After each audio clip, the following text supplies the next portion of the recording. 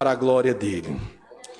João capítulo de número 17, versículos de número 1 ao versículo de número 26, a oração sacerdotal de Jesus. Quem encontrou e pode dizer um bonito amém. Amém.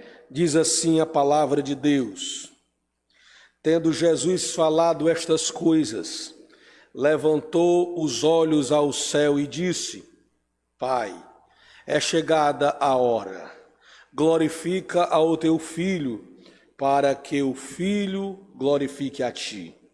Assim como lhe conferiste autoridade sobre toda a carne, a fim de que ele conceda a vida eterna a todos os que lhe deste.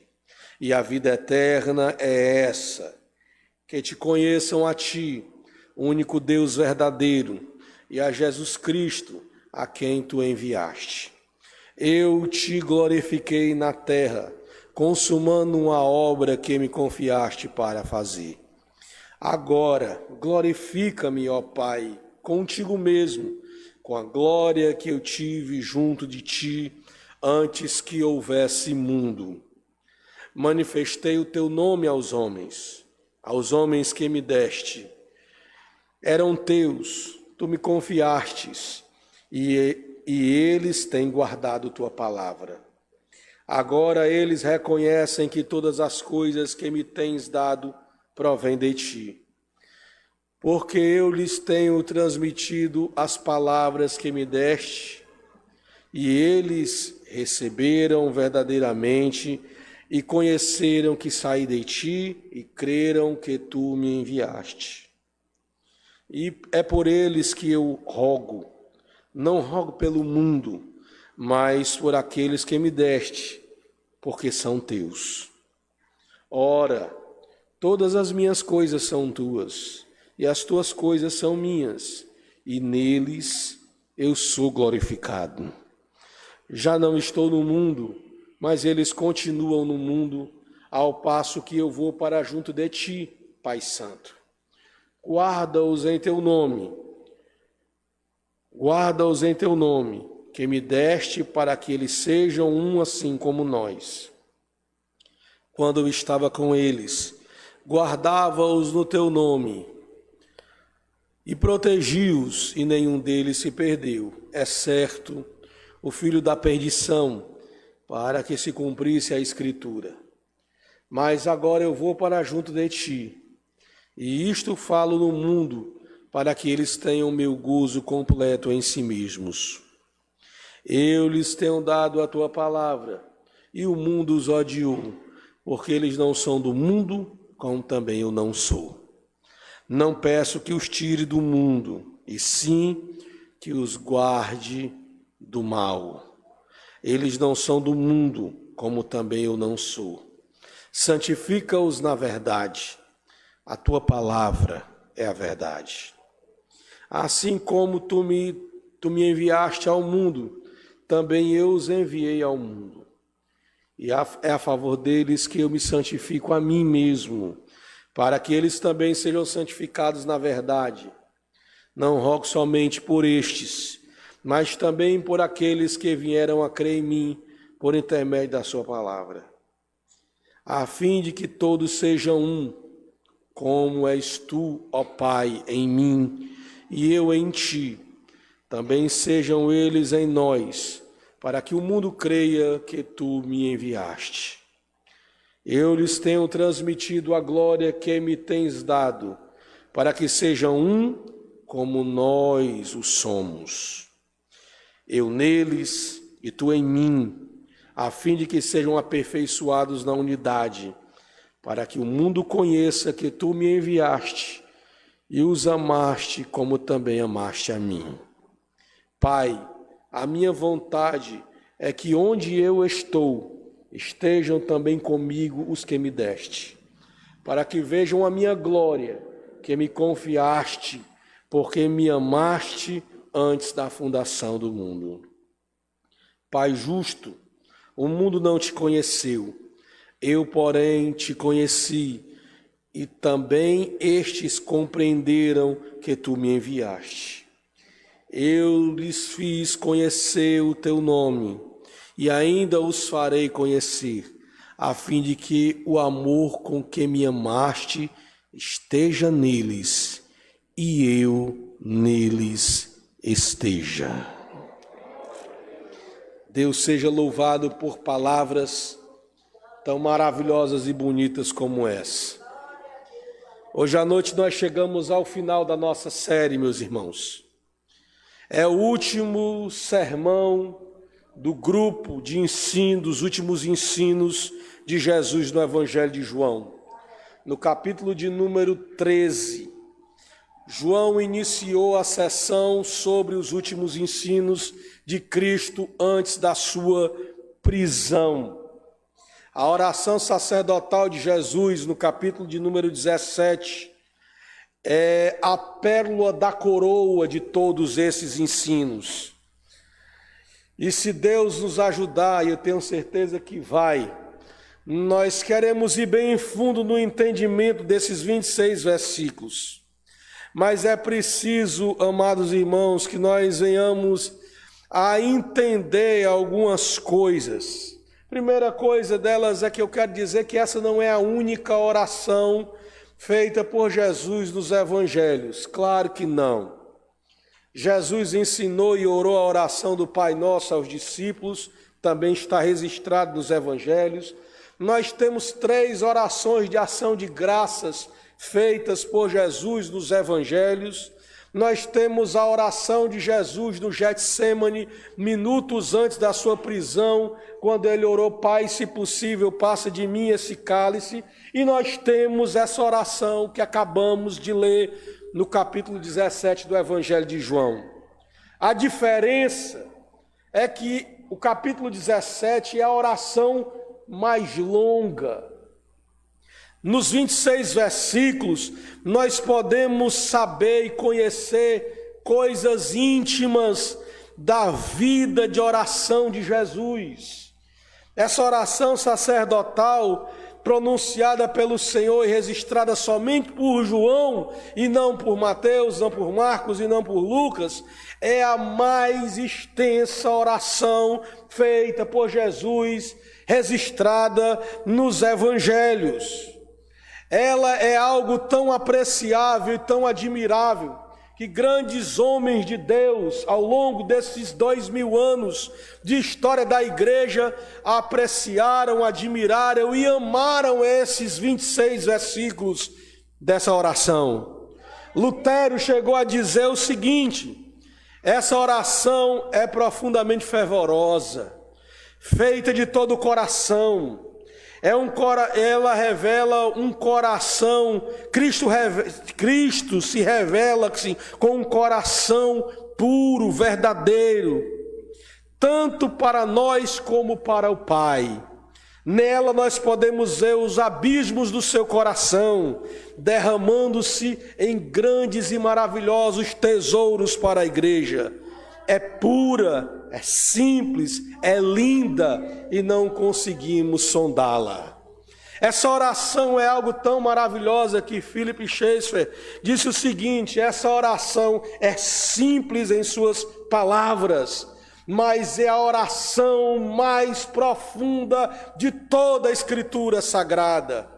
John Conex, reformador da Inglaterra, grande instrumento de Deus, quando adoeceu e desta doença ele chegou a morrer, no seu leito acamado, esperando o final dos seus dias, ele pediu que sua esposa e o seu secretário todos os dias lesse essa oração no seu leito de enfermidade até o seu último dia de vida, porque essas palavras confortavam a alma dele.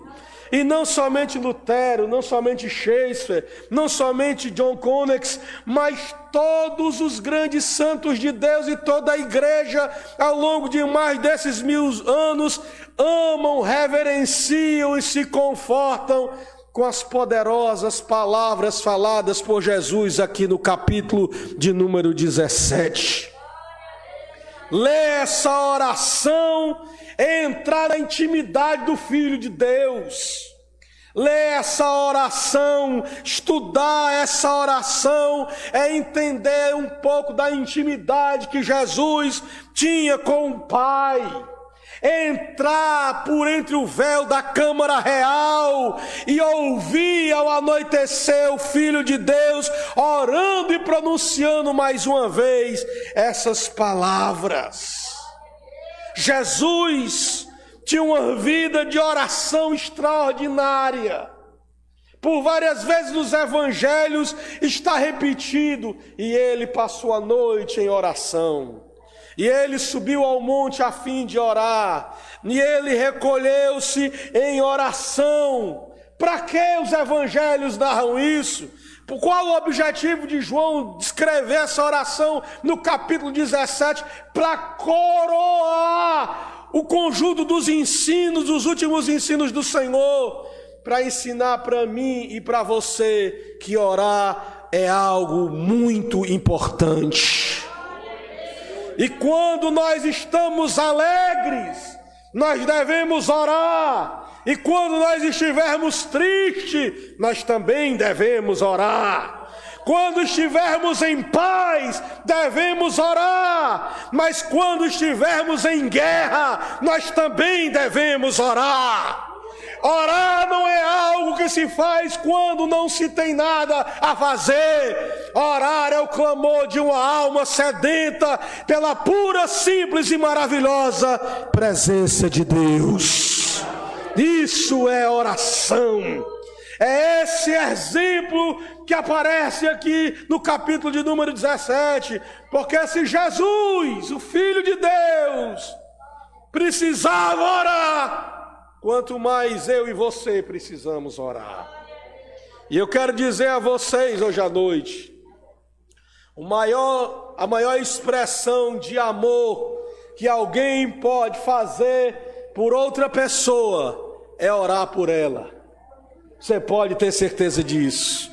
E é por isso que em João 17 eu posso dizer que Cristo nos ama tanto que Ele está orando por nós, que Ele está orando pela igreja. Então, meu irmão, se você é mãe e ama o seu filho, ore por ele. Se você é pai e ama o seu filho ou sua filha, ore por ele. Se você, filho, ama os seus pais, ore por eles. Se você ama os seus irmãos, ore por eles, porque a maior expressão de amor que alguém pode fazer pelo outro é orar.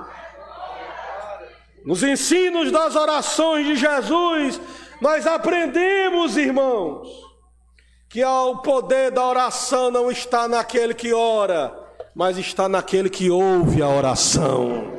Não é eu e você que oramos e achamos que somos poderosos, não! Muito pelo contrário, aqueles que entenderam a verdade do Evangelho entenderam que são pobres de espírito, pequenininhos, fracos, carentes da bondade e da misericórdia de Deus. Poder não está naquele que ora, o poder está naquele que ouve a oração. O mérito não está naquele que recebe a bênção, o mérito está naquele que concede a bênção. E às vezes eu fico vendo alguns dos nossos irmãos que são iniciantes na fé, pessoas que estão começando imaturas aí no Evangelho. Deus, por misericórdia e bondade, responde a oração. Aí ele diz assim: você está vendo? Eu orei e Deus respondeu. Vamos acabar com essa meritocracia. Vamos acabar com o pensamento ingênuo e infantil desse. Não existe mérito nenhum naquele que estende a mão e pede ajuda. Existe mérito naquele que é bom, maravilhoso e concede. Eu e você somos os carentes, necessitados, que estendemos as mãos aos céus e pedimos a ajuda de Deus. Mas o mérito não está em nós, o mérito está nele, que é bom, que é maravilhoso que é gracioso, que é generoso, que é justo, fiel, e ouve a oração e responde. E louvado seja o nome dele por isso. Na oração sacerdotal de Jesus, nós aprendemos todas essas coisas. É chamada de oração sacerdotal, porque como o sumo sacerdote da perspectiva do judaísmo, entrava sozinho no Santo dos Santos para oferecer o sacrifício a Deus em favor do povo, assim Cristo entrou na presença de Deus, levantando uma voz sozinho para orar e interceder por todos nós. Sacrifício não era mais o sacrifício de animais, bodes, sangue de bodes, touros e ovelhas, não. Sacrifício agora era a sua própria vida oferecida, que seria oferecida logo mais na cruz do Calvário por todos nós. Naquela noite no jardim, a voz ouvida não foi de Pedro, não foi de Tiago, não foi de João. A voz ouvida foi a voz de Cristo. Era ele que estava orando. E João, de forma maravilhosa, registra nesses 26 versículos detalhadamente as palavras que o Senhor está falando e orando. E eu só posso entender com isso que ver Jesus orar era algo que chamava muita atenção. Ver Jesus orar era algo que causava apreciação para todos aqueles que estavam perto, porque requer uma enorme atenção daquele que está observando a quem está orando. E ele está clamando e João está registrando. João 17 é o início do ministério sacerdotal de intercessão do Filho de Deus. Romanos capítulo de número 8, versículo de número 34, Paulo diz assim: quem os condenará, falando de nós, da igreja, quem os condenará, ele pergunta, é Cristo Jesus quem morreu, ou antes quem ressuscitou, o qual, diz Paulo, está à direita de Deus e também intercede por nós.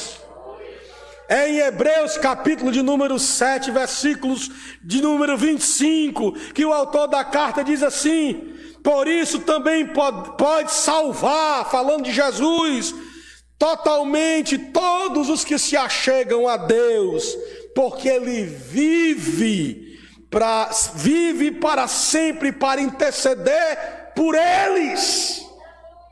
Enquanto você está aqui, eu e você, Ele está lá, à direita do Todo-Poderoso, intercedendo por nós. E hoje na igreja, fala-se tão pouco do ministério sacerdotal de Jesus, eu não entendo por quê, meus irmãos. Porque o autor da carta aos Hebreus deixa 4 capítulos da carta para falar só disso.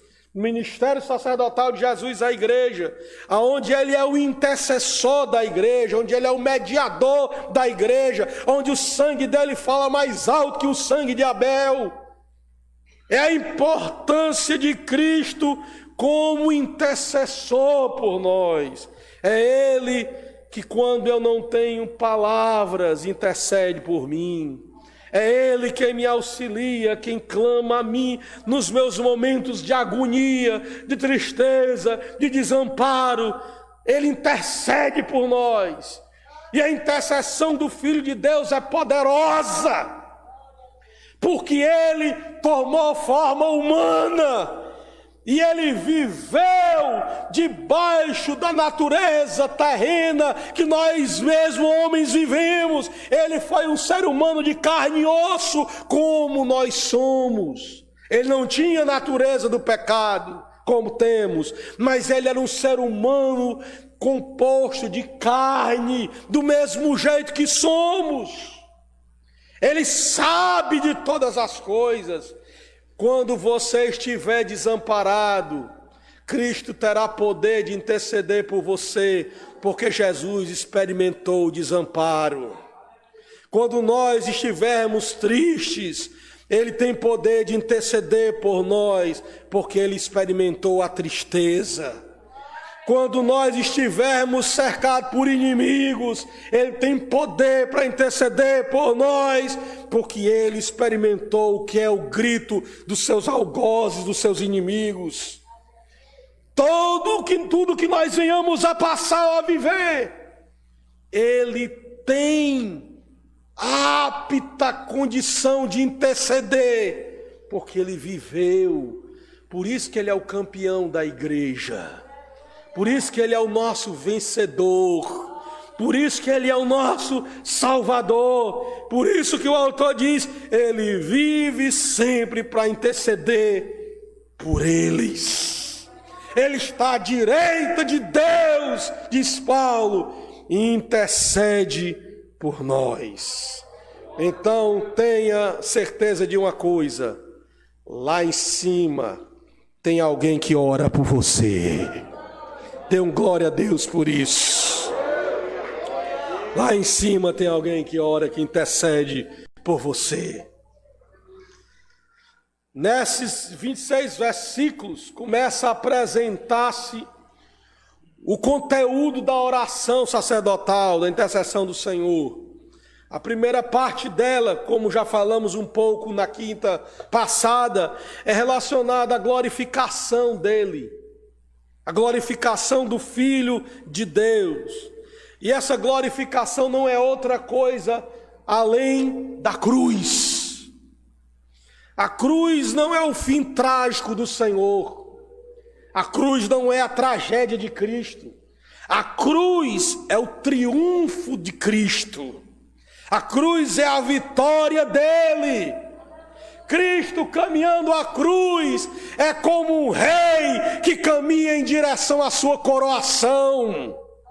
A cruz não é o fracasso, a cruz é a vitória plena e absoluta do Senhor. Na cruz, e ele está orando sobre isso, é o término da missão do Logos terreno e a volta do Logos eterno para casa. É isto que está acontecendo.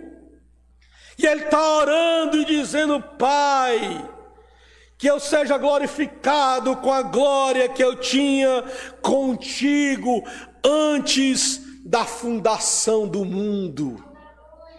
Meus irmãos, se nós formos tentar falar disso aqui, nós vamos fazer que nem disse a mulher samaritana em Evangelho de João. Nós não temos com que atirar, o poço é muito fundo. Nós não temos. É a glória eterna do Filho de Deus. É o Deus unigênito que tomou forma de homem, tomou corpo, viveu entre nós, morreu por nós, foi obediente até a morte e morte de cruz. É Ele vestir-se de humanidade, mas para poder nos salvar. A glorificação dele é Ele vestir-se agora na sua forma eterna, que como Ele está, na sua forma glorificada como Ele está. A morte e a ressurreição de Cristo são o seu triunfo pleno e absoluto. Na morte e na ressurreição, Ele venceu o pecado. Na morte e na ressurreição, Ele venceu o diabo. Na morte e na ressurreição, Ele venceu o mundo. Na morte e na ressurreição, Ele venceu a própria morte. Nietzsche, filósofo ateísta, disse o seguinte, ele pregou ao mundo e disse, pregou a morte de Deus. Nietzsche disse, Deus morreu. Realmente o Deus que ele falou morreu, acho que nunca nem viveu. Porque o miserável Deus da religião nunca foi ninguém e nunca será ninguém. O Deus que morreu é o Deus da religião humana, fracassada, destruída, caída, pobre coitado desse.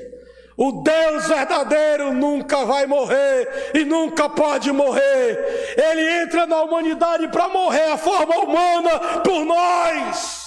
A natureza humana de Cristo morre por nós. Mas a última vez nessa terra que o Deus verdadeiro enfrentou a morte, o que ficou para trás foi um túmulo vazio, porque Ele está vivo outra vez. É somente o que fica.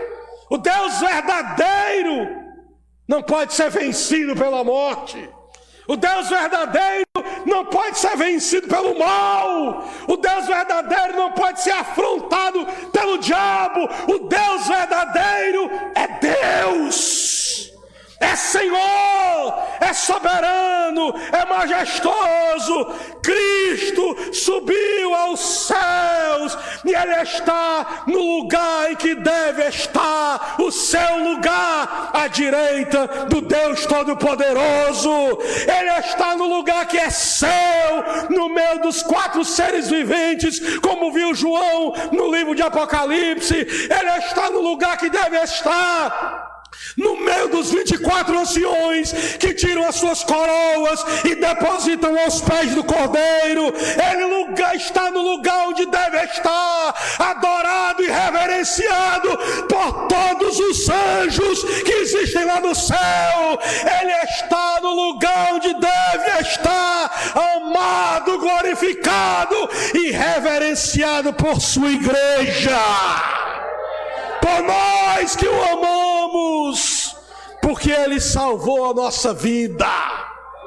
Ele está no seu puro estado de glória, de majestade, de poder.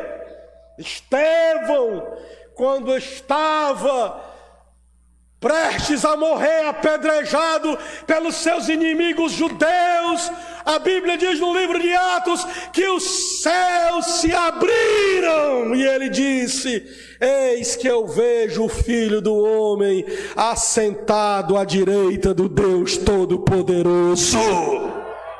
Ele está lá. João, no livro de Apocalipse, ao vê-lo glorificado, ele disse: e vi um que falava quando ele estava na ilha chamada Pátimos, por causa da palavra de Deus e do testemunho de Jesus. Eu vi um que falava comigo, e ele tinha os cabelos brancos como a lã, os olhos como chama de fogo, da sua boca saía uma espada afiada de 2 gumes, e a sua voz era como voz de muitas águas, e eu caí aos seus pés como morto, e ele tocou-me e me disse: não chores, eu sou aquele que estive morto, mas eis que estou vivo pelos séculos dos séculos, e tenho em minhas mãos a chave da morte e do inferno. Jesus é o nome dele. Ele está glorificado. Capítulo 5 do mesmo livro de Apocalipse, quando o livro do destino da humanidade é aberto e ninguém é digno de abrir o livro nem de olhar para ele, João dizia: João chorava muito, porque nem no céu, nem na terra, nem embaixo da terra, ninguém era digno de abrir o livro ou de nem mesmo olhar para ele. Mas quando eu chorava, um anjo voou para mim, tocou-me e disse: não chores, não chores, porque o leão da tribo de Judá, a raiz de Davi, ele venceu, e ele é digno de abrir o livro e de lhe desatar os seus selos. E quando João levantou os olhos, ele viu um cordeiro como tinha sido morto. E isso me faz lembrar das palavras de João Batista, quando estava batizando nas margens do Jordão e viu Cristo vindo a ele e disse: eis o Cordeiro de Deus que tira o pecado do mundo. Ele é o nosso campeão, Ele é o nosso vencedor, Ele é o nosso Salvador, Ele está glorificado. Louvado seja o nome dEle por isso. Dê uma salva de palmas a Jesus. Ele é maravilhoso.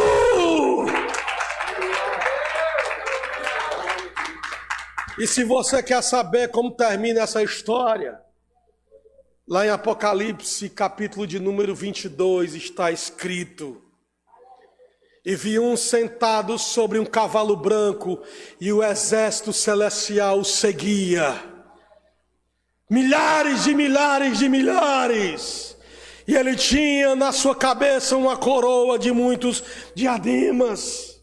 E na sua coxa direita estava escrito seu nome: Rei dos Reis, Senhor dos Senhores.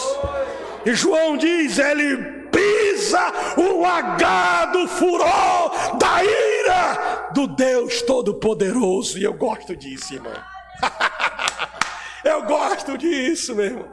Ele pisa o lagar do furor. Sabe o que é isso, meu filho? Lagar é lugar de pisar uva.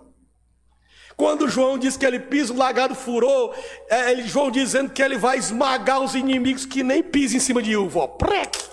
Não tem força nenhuma. Não tem esforço nenhum. Experimenta em casa pisar em cima de uma uva para você ver como é fácil. É assim que no final da história da humanidade o Cristo glorificado vai voltar para esmagar os inimigos de Deus. Ele é o Senhor. Ele é maravilhoso. E é por isso que Paulo diz na carta aos Filipenses: tendes em vós o mesmo sentimento que também houve em Cristo Jesus, porque ele, existindo em forma de Deus, não teve usurpação, o ser igual a Deus, antes esvaziou-se a si mesmo e tomou forma de servo, foi reconhecido em figura humana, foi obediente até a morte, morte de cruz. E Paulo diz: porque Deus o exaltou de sobremaneira e lhe deu um nome que está acima de todo nome, para que ao nome de Jesus todo joelho se dobrará e toda língua confessará que só Jesus é o Senhor, para a glória de Deus Pai. Só Ele é o Senhor, não existe outro. Não existe outro igual a Ele e nem semelhante a Ele. É por essa glorificação que ele ora na oração sacerdotal. Depois de orar pela glorificação, da sua glorificação junto ao Pai, ele começa a orar por nós, a interceder pelos discípulos. E na intercessão que ele vai fazer pelos discípulos, ele introduz a paternidade de Deus em oração. Jesus foi o primeiro a ensinar a chamar Deus de Pai. Só no Evangelho de João essa alegoria é usada mais de 120 vezes. Só na oração sacerdotal ela é usada por 6 vezes. Por 6 vezes nessa oração, Cristo se dirige a Deus chamando-o de Pai. Quando ele foi nos dar um modelo de oração, ele nos ensinou a orar e dizer: Pai nosso que estás no céu. Ele nos ensinou a chamar Deus de Pai, porque Deus não é para nós nenhum estranho. Deus não é para nós um ser longe, irado, cheio de caprichos e pronto para nos destruir, como eram os deuses da antiguidade, os deuses pagãos. Não. O Deus Todo-Poderoso nos ama tanto que Ele quis nos chamar, que nós o chamássemos de Pai. E Cristo dirige-se a Deus por várias e várias vezes: Pai nosso. Por exemplo, no versículo de número 1 ele diz: Pai, é chegada a hora. No versículo de número 5 ele diz: glorifica-me, ó Pai. No versículo de número 11 ele vai dizer: Pai Santo, guarda-os em teu nome. No versículo de número 21 ele vai dizer que eles sejam um como como és tu, ó Pai, em mim. No versículo de número 24 ele vai dizer: Pai, a minha vontade é que onde eu estou, eles também estejam. No versículo 25 ele vai dizer: Pai justo, o mundo não te conhece, eu porém te conheci. Por 6 vezes nessa oração, Jesus dirige-se a Deus como Pai. Ele está ensinando a mim e a você como orar. E quando nós formos orar, nós não devemos simplesmente falar: tem aqueles irmãos, né, que tem aquela oração que eu gosto de chamar de oração de vaqueiro.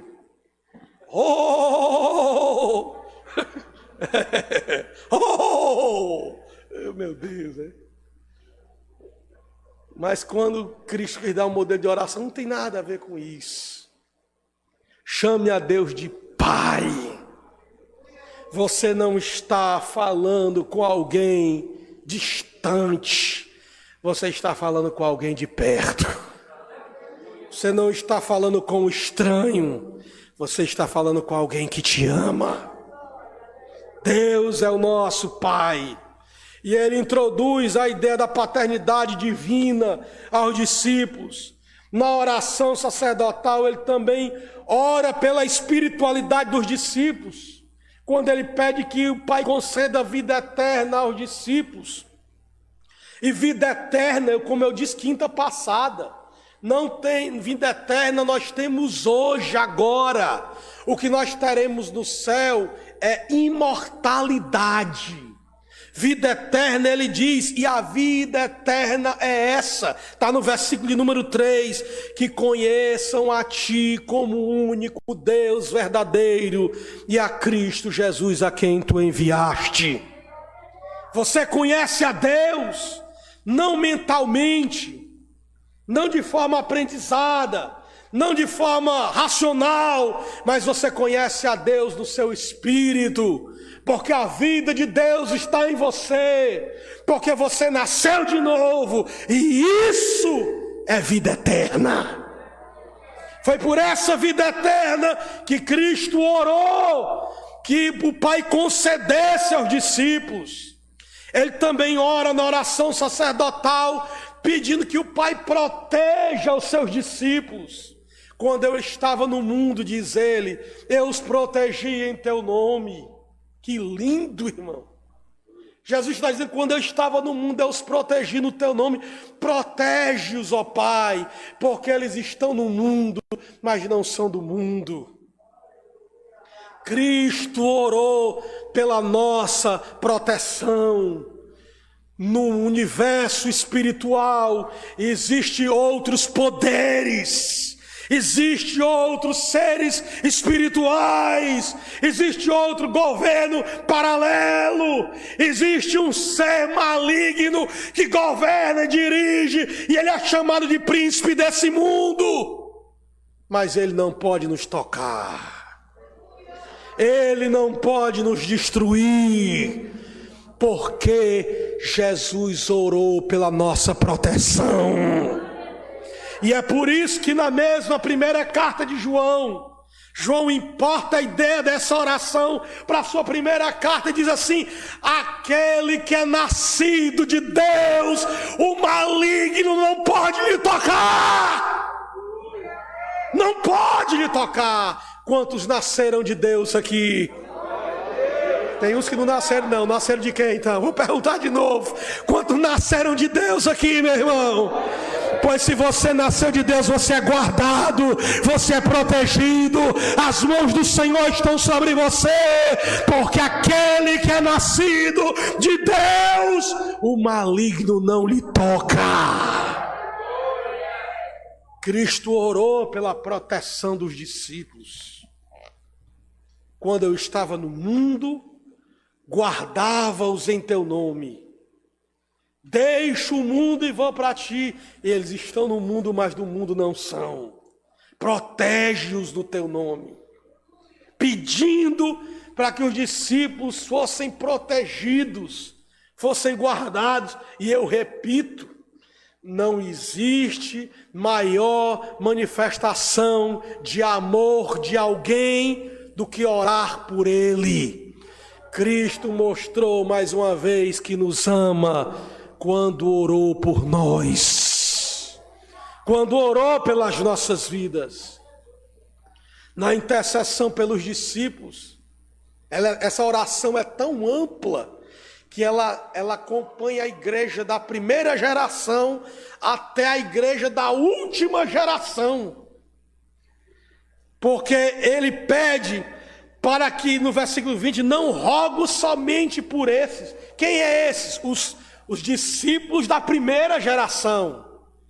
No versículo 20 ele diz, não rogo somente por estes, mas também por aqueles que virão a crer em mim, por intermédio da sua palavra. A palavra que Pedro pregou passou para a segunda geração, Pedro, Paulo e João, e passou para a segunda, e da segunda passou para a terceira, e da terceira passou para a quarta, e chegou até a nossa geração. E a oração sacerdotal de Jesus envolveu a primeira geração da igreja até a última geração da igreja. Toda ela está coberta debaixo da intercessão poderosa do Filho de Deus. E eu vou terminar, porque já é 9 horas, eu sei que eu não vou conseguir terminar isso aqui. Não tem como, irmão. Por mais que a gente, isso aqui, como diz aqui no interior, é como uma cacimba de água. Quanto mais você cava, mais água tem, e mais água, e nunca tem fim. Nunca tem fim. Ele vai terminar orando pela universalidade da igreja, pedindo que, como ele e o Pai são um, nós também sejamos um nele. Ele está falando da unidade da igreja. E deixa eu dizer algo aqui para os irmãos. Nós fazemos parte de uma instituição chamada Assembleia de Deus Nova Jerusalém. Mas não somos só nós que somos igreja de Jesus. Graças a Deus por isso. Não somos só nós que somos igreja de Jesus. Deus não é Deus só das Assembleias de Deus. Deus não é Deus só das igrejas batistas. Deus não é Deus das igrejas presbiterianas somente deles. Deus é Deus de um único povo, o povo eleito, a Igreja Universal, Assembleia dos Santos. Essa igreja não tem placa, essa igreja não tem rótulo, essa igreja não tem somente um país, essa igreja não tem só uma raça, essa igreja não tem só membros de uma cor, essa igreja é os santos de todas as eras da igreja, de todos os períodos da igreja. E lá no céu, graças a Deus, não vai ter um céu só da Assembleia de Deus. Se tivesse, ia ser uma confusão. Não é ter um céu só da Batista, não. Graças a Deus, lá não existe templo. João diz assim, e lá, João falando em Apocalipse, eu não vi templo. Não existe templo lá.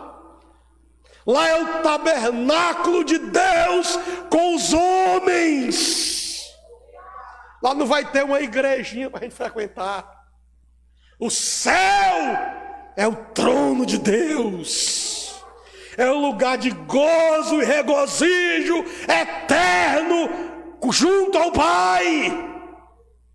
E todos nós estaremos lá. Todos os salvos de todas as eras. Só existe 2 grupos: os salvos e os réprobos. Os salvos são aqueles que nasceram de novo e se uniram espiritualmente a Jesus. Os réprobos, os perdidos, são aqueles que não querem a Deus, não nasceram de novo, nunca foram trigo, sempre foram joio, nunca foram ovelha, sempre foram bodes. Só existem esses dois grupos. Não existe outro, irmãos. Então, se você, não importa a sua denominação, se você é salvo em Jesus, você é meu irmão. Você faz parte da verdadeira igreja, a noiva do Cordeiro, a igreja de Cristo, a universal Assembleia dos Santos. Tem um hino